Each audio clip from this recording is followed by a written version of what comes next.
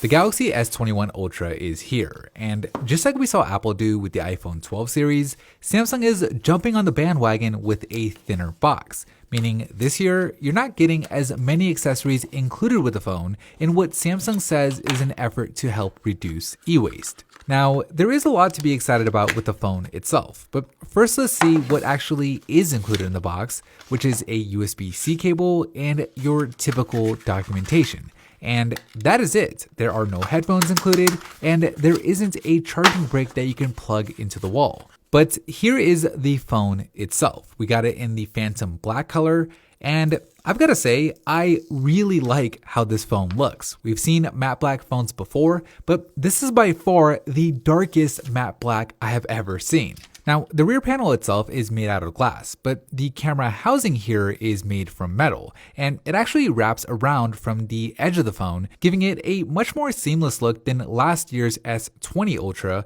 where the camera hub on that phone just always looked out of place. So we'll go ahead and remove the many layers of plastic that Samsung always puts on their phones and turn the device on. And while we wait for it to power up, let's talk about the camera, because just by looking at the design, you can tell that that's the big story. You have not 3, but 4 different cameras on this thing. Now, the top one is your 0.5x ultra-wide camera. The middle is your standard 1x at a whopping 108 megapixel resolution. To the right of that is a 3x telephoto lens. And then at the bottom, you have another telephoto lens, but this one is a periscope 10x telephoto lens, meaning it'll let you zoom all the way in and it pretty much extends your eyesight. And then finally, the last sensor on the top is not a camera, but it's a laser autofocus system, which will hopefully address some of the focusing issues that Samsung had with the S20 last year. Under the hood, you have either the Snapdragon 888 processor if you're in countries like the US or Canada,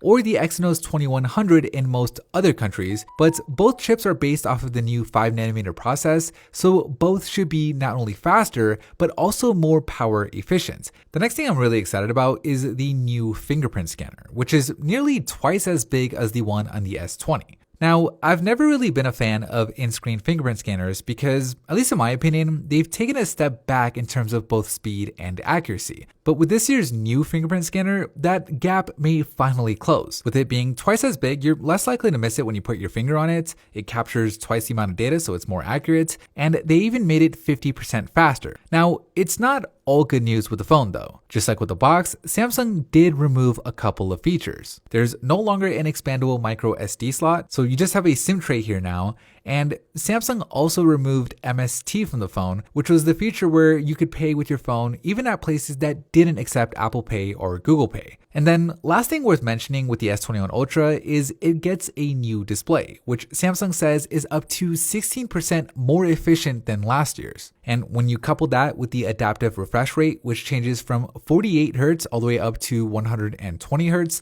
you extend battery life even more. So this phone looks like a solid upgrade over last year's S20 Ultra, and it looks like it'll be a strong competitor to the iPhone 12 Pro Max, a phone that is currently sitting not only at the top of our speed test and drop test rankings, but it ranks number 3 overall in our battery test rankings. So I'm really excited to see how the S21 Ultra is going to stack up.